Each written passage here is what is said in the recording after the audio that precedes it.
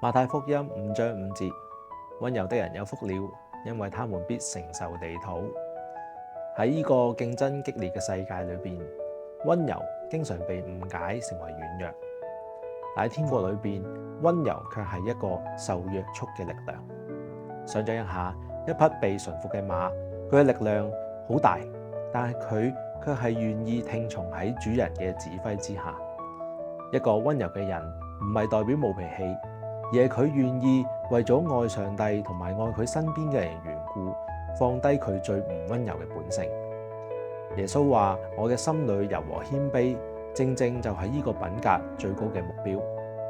溫柔嘅人唔會再大聲宣揚嚟到證明自己，因為佢哋嘅根基已經係建基喺耶穌基督嘅裏邊。